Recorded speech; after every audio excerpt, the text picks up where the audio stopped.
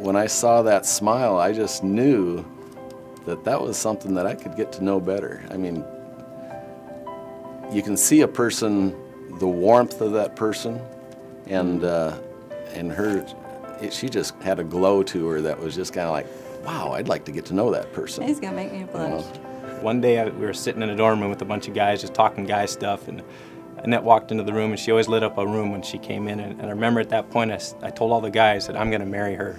Thankfully, God created in me a desire not to use her, but to protect her and take care of her and love her, even though I wasn't a believer at the time. But we were seniors in high school when we met at the beginning of our senior year. And we communicated basically by email. There was no Facebook, there was no Twitter or any of that social networking stuff. I'd wait until he'd get off work at 10:30, 11 o'clock at night and instant message with him for about half an hour, 45 minutes before I needed to go to bed before school. And I just said that for Jeff it was his long flowing hair that first attracted me to him.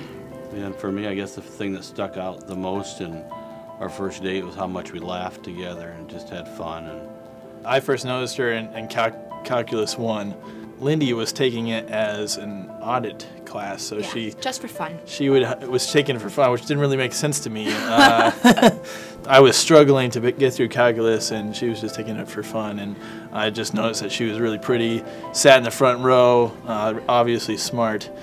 I think for me, when we went on a mission trip later that year, I finally started to like him more than just a friend. I'm like, oh, I could date him, because I was impressed by we're on different projects, and he challenged us to make God part of our conversations even while we're working. And I'm like, that's the kind of guy that I could date and that I could eventually marry, because I wanted God to be totally important for him, and important in not just missional, this is our purpose, but in everyday life.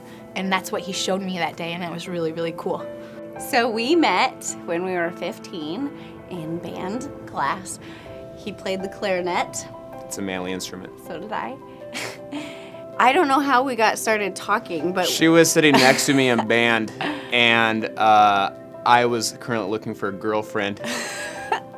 And it just clicked at that point. Yeah, kind of. We didn't start dating then. We would talk every single day online, and I would tell him about how awful my life was and about how sad it was being a really cute cheerleader. And then he would give me scripture, which was actually kind of cool. And looking back, that's pretty brave from a 15-year-old boy.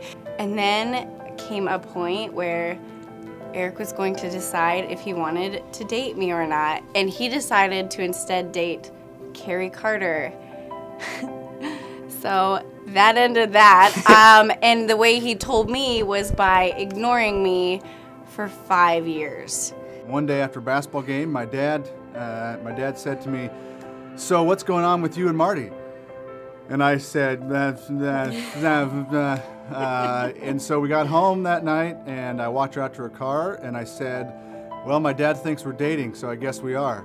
And she said, "Okay," and got in the car and left. And that's how we started. What first attracted me to him was the fact that he was never fake. He was always who he was, and he was always upfront about Jesus being in his life. He never hid that. He never felt like he had to hide that from anybody. To me, that was a quality that I hadn't seen very much. I came from a divorced family, and this was huge for me to see that this is the way girls should be treated, and it just, I don't know, it was very attractive to me to see that from him. I wish I knew what I know now when I was in high school. I thought I knew what love was, but I realized, even as Greg said last night, I was just a user, but thankfully God changed my life. We did get married, thankfully, and after we were married for a couple of years, we were expecting our first child, and God worked through that in so many other ways to cause me to realize I had a great responsibility and privilege to love her the way Christ loved us. But we also dealt with temptation in our relationship. I mean, obviously, we hugged, and as we went on, we dealt with that temptation of stuff getting a little more physical. We were kissing, and by the time we got to college, it kind of came to a head, and we realized that we were moving way too fast. The world does not promote good Christian values and a marriage between a man and a woman for a lifelong time. I mean, it just doesn't say this is what you should do anymore. Your commitment to each other lasts longer if you have a stronger commitment to Christ than you do even to each other. And a lot of praying together, especially in the hard times, but other times too, just praying together and staying close to God is what keeps our marriage together. I mean, it forms you because God is intending us to follow Him, and when you follow Him, He makes everything, your marriage, everything a lot better. We still have problems, but you deal with them a lot differently. As an individual, whether or not you are in a relationship or want to be in one right now, Christ needs to be your center of your life, in your heart. Because if it's not, then you can't enter a relationship and expect it to be if you don't already have that foundation. So whether or not you're in a relationship, on your own time, work on your relationship with the Lord. He is your number one.